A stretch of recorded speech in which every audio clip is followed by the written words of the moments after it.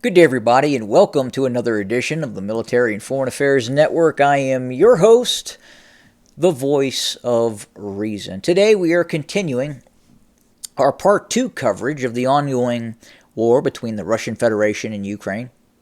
And specifically, I am discussing and talking about a recent documentary that came out describing a member of the Ukrainian Ukrainian Legion, an American who fought for the Ukrainian Legion, and just why he was fighting for the Ukrainian Legion.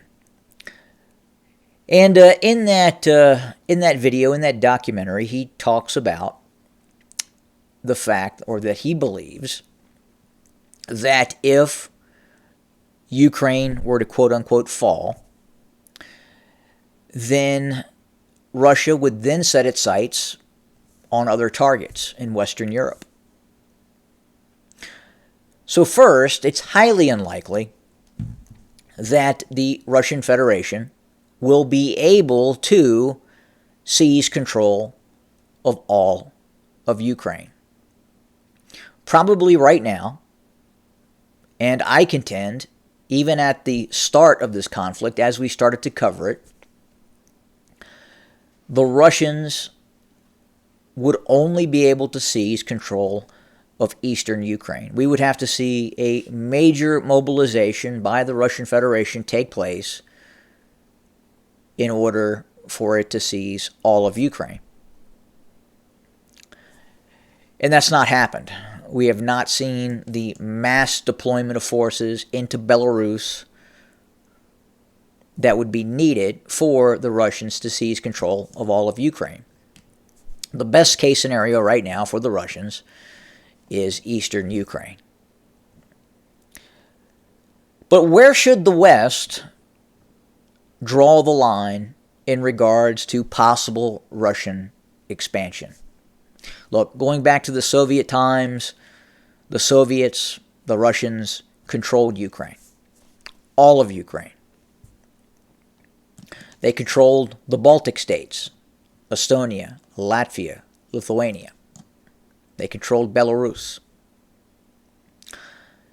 Now the question is if the Russians decide to make a move, say, on the Baltic states, is it feasible for the West, the United States, NATO, to defend the Baltic states? Probably not. Even during the Soviet times, it was never seen feasible for the West to ever take control of Estonia, Latvia, and Lithuania, even in a war. The war was to defend Western Germany.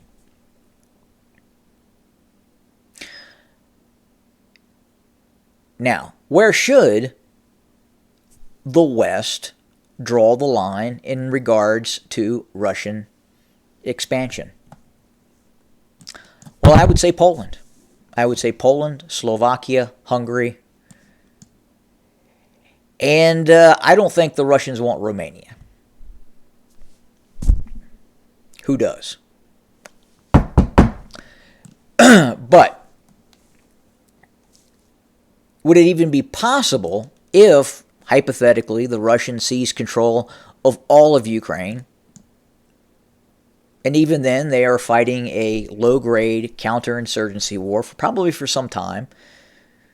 But again, the more likely scenario is the Russians seize control of all territory east of the Dnieper River. That's this area here, east of the Dnieper River. So again, hypothetically speaking, if the Russians made a move into Estonia, Latvia, and Lithuania, and remember you have Kaliningrad here, is it feasible for the West to defend the Baltic states? Probably not. It was probably not a wise move to accept the Baltic states into NATO. It's an untenable situation. What probably should have happened is Estonia, Latvia, and Lithuania come to some sort of defense arrangement merge their armed forces together, seek assistance from Finland and Sweden, and seek some sort of local defense pact with the Finns and the Swedes, possibly Norway, maybe some Nordic defense confederation that doesn't involve NATO. That would have kept the Russians happy. The Baltics are not part of NATO. And at the same time, the Baltics become less viable of a target because they have more defensive capabilities. But that's not what happened. They're now members of NATO. They toot the NATO horn, but realistically, can they defend themselves? No, they can't. Not if the Russians really wanted to take the Baltic states. It's game over. It would be almost impossible. You would see, again, essentially World War III occur to retake the Baltic states. And would Americans send their sons and daughters to die for the Baltics? Probably not. Now, Poland. Poland's different. Poland is the buffer state that separates east from west. If, for some reason, in the future, we see a scenario where the Russians, for some reason, have seized control of all of Ukraine, Belarus, and make a move towards Poland or into Poland, that would be very, very difficult for the Russians and much more practical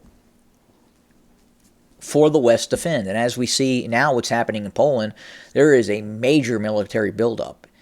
If that military buildup occurs, and in 5 years, Poland is going to be a very tough nut to crack. Essentially, the Poles will probably be the most strongest military in Western Europe outside of the Turks. So again, as I watched that video where that American is stating that he's fighting to prevent the fall of Western Europe or the fall of additional nations by the Russians, I don't know where he's getting his information. That's going to be incredibly tough. And I think the cost, again, you have cost.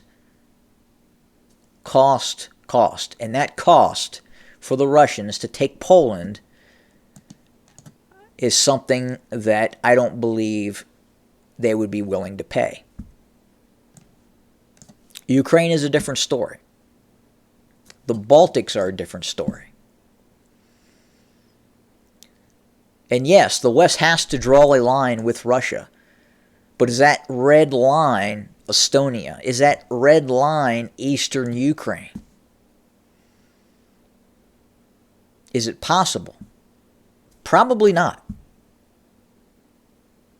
Again, Poland, Slovakia, Hungary, more feasible, and again, in all likelihood, if we were to see a conflict, Russia versus, it would probably be Poland. And then again, the ability of the United States to move forces into Germany, and then via Germany, Poland, much more practical to defend Poland than the Baltic states up here. To physically move forces into the Baltic Sea would be a nightmare for the United States. Why? Long-range Russian cruise missiles, anti-ship weapon systems, submarines,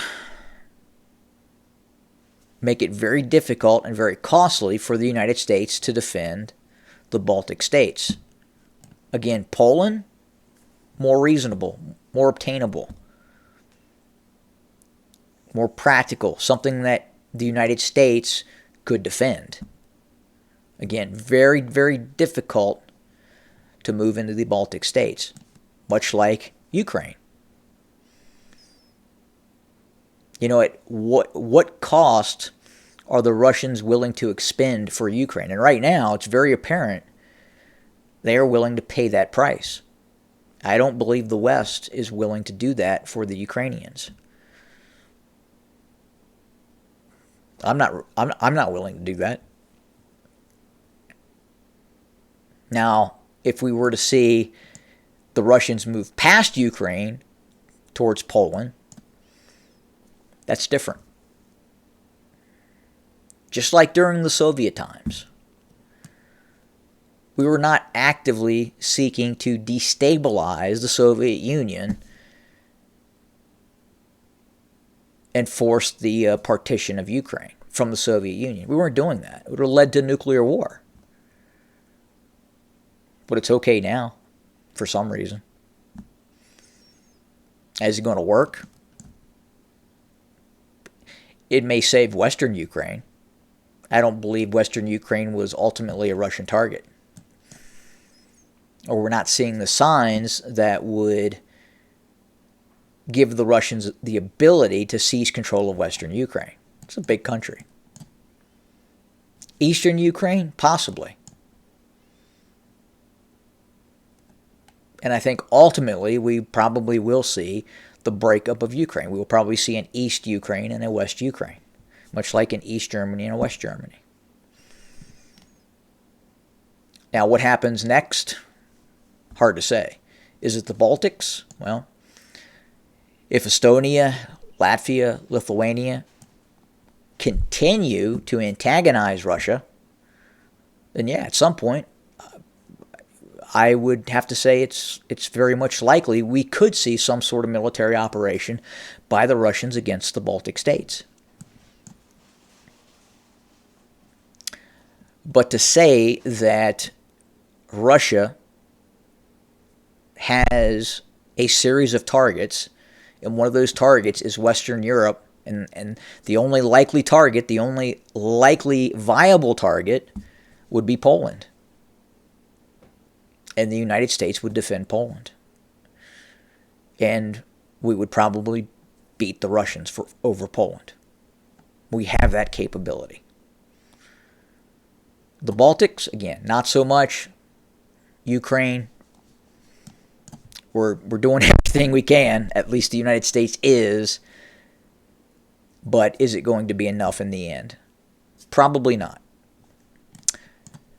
That's all we have for today. We'll have more very, very soon. Thanks for joining us. Have a good day.